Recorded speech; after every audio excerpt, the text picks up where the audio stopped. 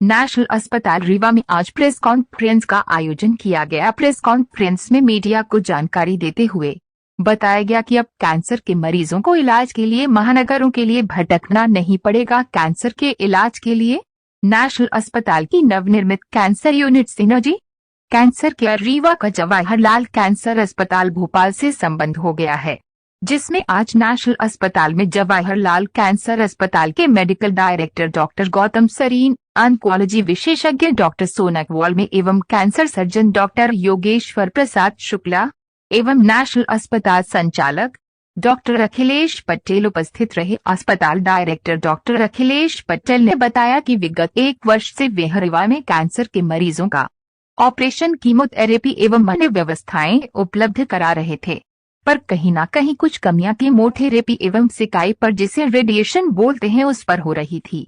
साथ ही साथ मरीजों का आर्थिक अभाव एक समस्या बनी हुई थी, जिस पर जवाहरलाल कैंसर अस्पताल भोपाल से संबंध हो जाने से इन सारी समस्याओं का निदान अब नेशनल अस्पताल रीवा में संभव हो सकेगा, जिसका शुभारंभ कल दिनांक 5 मई 2023 को सुबह 11 बजे पूर्व मंत्री रीवा विधायक राजेंद्र शुक्ल के द्वारा नवनिर्मित cancer unit synergy cancer care का शुभारंभ किया जाएगा।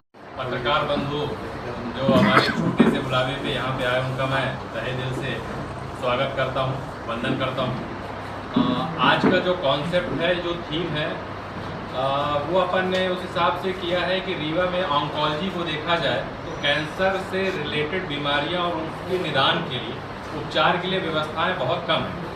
तो उस हिसाब से हमने 1-1.5 साल पहले, जब मैं बात करूं, जब मैं भोपाल में था, ऑन्कोलॉजी में यूनिट में था, कैंसर सर्जरी विभाग में, तो वहां से हमारा एक थोड़ा सा इसमें इंटरेस्ट अच्छा है। उस इंटरेस्ट और उस विचार को लेकर के जब मैं रीवा आया तो यहाँ देखा कि कैंसर सर्जरी में सामान्यतः कोई भी काम नहीं कर रहा है या ना के बराबर काम हो रहा है। तो 1 साल पहले हमने इसकी नींव रखी थी कैंसर पे इलाज की। तो चूँकि मैं सर्जन हूँ, तो उस हिसाब से मैंने कैंसर सर्जरी के लिए लोगों में अवेयरनेस या उसके लिए उनको प्रति जो भी जानकारियों का अभाव था, वो हमने उनको उपलब्ध कराई। समय के साथ समय बीतता गया, फिर हमें लगा कि कैंसर सर्जरी अब यहाँ रीवा में होनी चाहिए।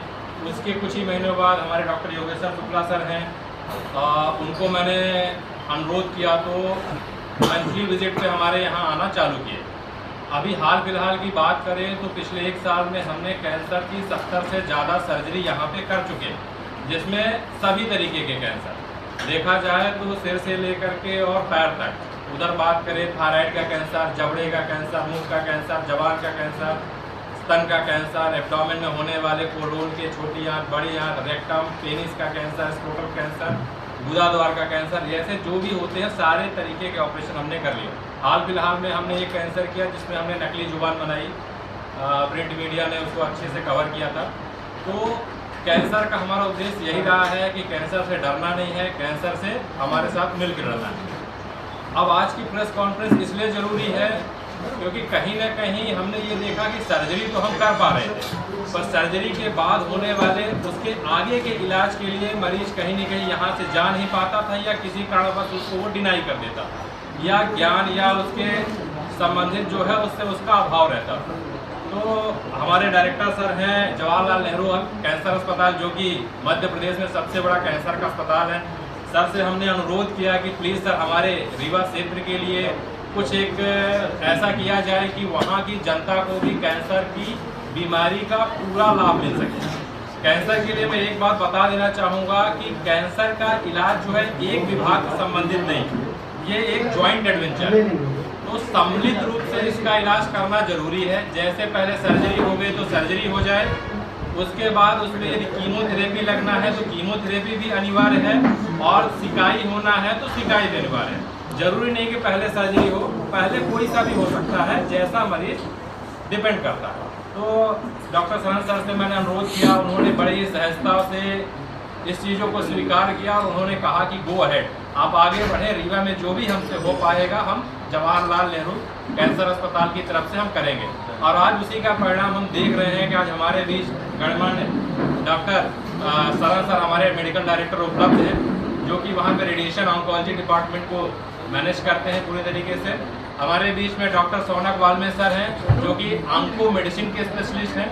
ऑन्को मेडिसिन का सीधा सा मतलब है कि कीमोथेरेपी से संबंधित विभाग। जो कि हम बात करें तो विंध्य क्षेत्र में अभी भी कीमोथेरेपी चलाने के लिए स्पेशलिस्ट डॉक्टर उपलब्ध नहीं थे।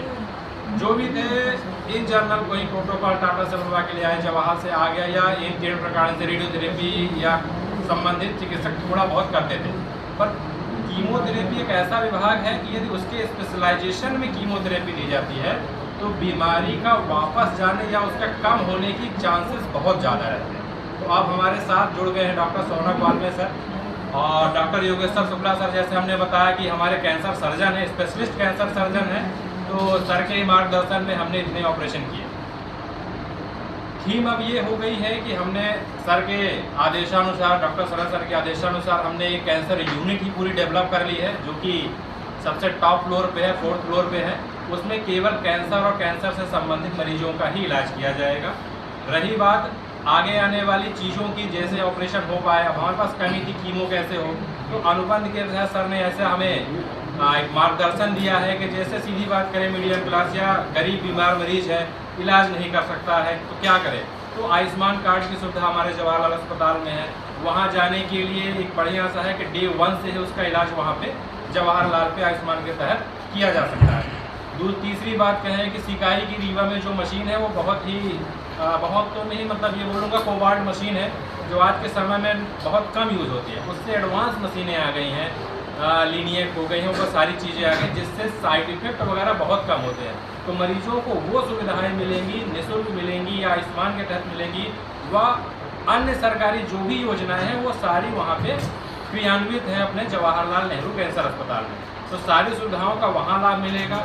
जो यहाँ हो सकता है मरीजों का इलाज वो हम यहाँ करेंगे। जो एन केयर प्रकार से नहीं यहाँ इलाज करा सकते या कुछ स्पेशल केस है या आयुष्मान में है या विभिन्न योजनाओं में चाहते हैं, वो जवाहरलाल पे डायरेक्ट उनको इलाज यहाँ के रजिस्ट्रेशन के बाद मिलेगा। लास्ट में मैं ये कहूँगा कि डॉक्टर सनत सर से बोलूँगा कि रेडिएशन के बारे में थोड़ा सा 2 शब्द कहें या प्रकाश डालें। ऐसे हैं जिनके लिए स्क्रीनिंग रिकमेंडेड है कि आप एक सर्टेन एज के बाद, ऐसा नहीं कि 55 से हम स्क्रीनिंग करने लगे। क्या होता है कि कैंसर होने का कोई एक निश्चित कारण हम नहीं बता सकते।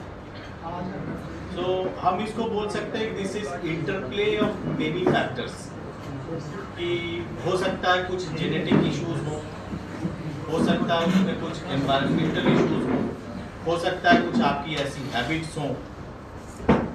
ठीक है, जो इन्होंने इसके पहले का जो सवाल था कि कुछ चीज़ें ऐसी हैं जो आपका जेनेटिक्स है वो आप नहीं चेंज कर सकते। फिर कुछ चीज़ें होती है, जैसे एक टर्म होता है मेडिकल साइंस में, उसको बोलते हैं यूजेनिक्स, कि उसके ऊपर अगर एनवायरमेंटल फैक्टर भी अगर आप लोड कर दें तो आपका कैंसर होने का चांस ज़्यादा हो जाता है। तो कुछ चीज़ें जो आप सब जानते हैं नहीं करनी चाहिए और हम में से ज़्यादातर लोग उसको करते हैं, वो एक बहुत बड़ा रीज़न है।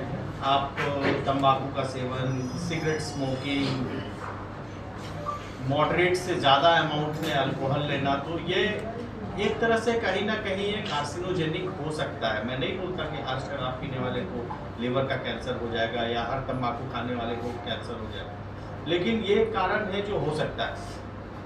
तो एक सर्टेन एज के बाद, 40, 45, 50 के एज के बाद, जिसके लिए रिकमेंडेड गाइडलाइंस है, वो हम हमारे मन से नहीं डिसाइड करते कि अच्छा इसका 40 साल इसकी उम्र हो गई है तब इसका स्क्रीनिंग होना चाहिए। तो वो जो सर्टेन गाइडलाइंस हैं जो एक्सेसिबल है, देखिए स्क्रीनिंग एक ऐसी जांच है जिसके लिए जो पेशेंट, मैं पेशेंट नहीं बोलूँगा, जो the person who is being screen, जिसका स्क्रीनिंग हो रहा है, उसके लिए भी कंफर्टेबल हो, हमारे लिए भी कंफर्टेबल हो, बहुत इन्वेजिव नहीं हो, उसके लिए बहुत चीर फाड़ करने की ज़रूरत ना पड़े और बहुत ज़्यादा महंगा ना हो।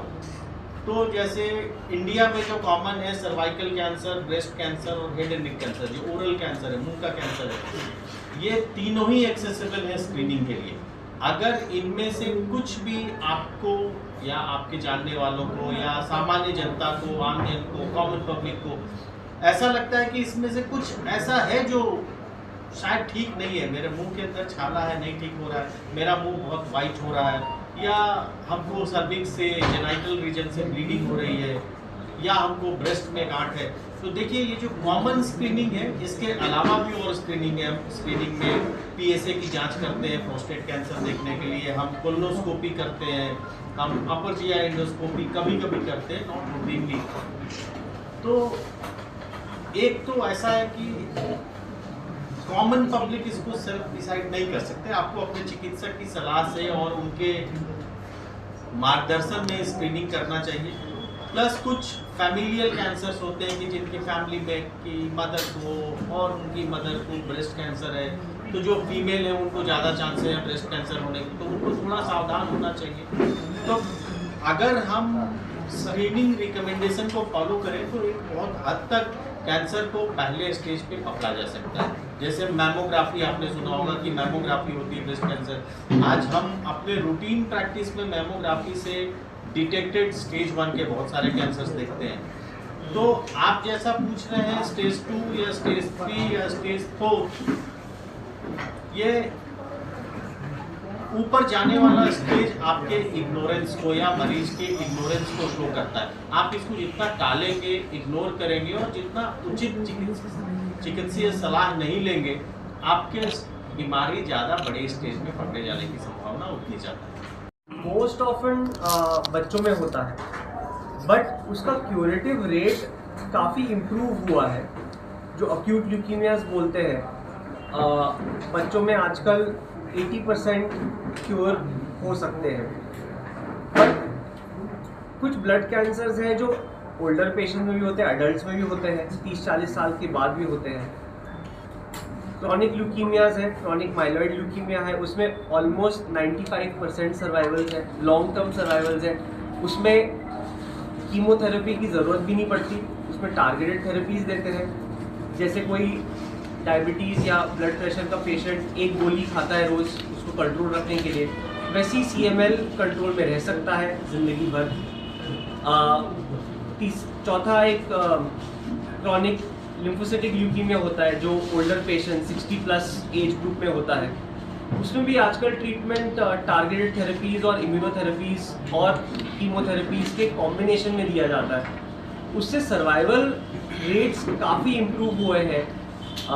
और ब्लड कैंसर के कॉजेज़ में एज सच, जैसे सर बता रहे थे कि स्क्रीनिंग होता है, बट ब्लड कैंसर्स में स्क्रीनिंग नहीं चलता।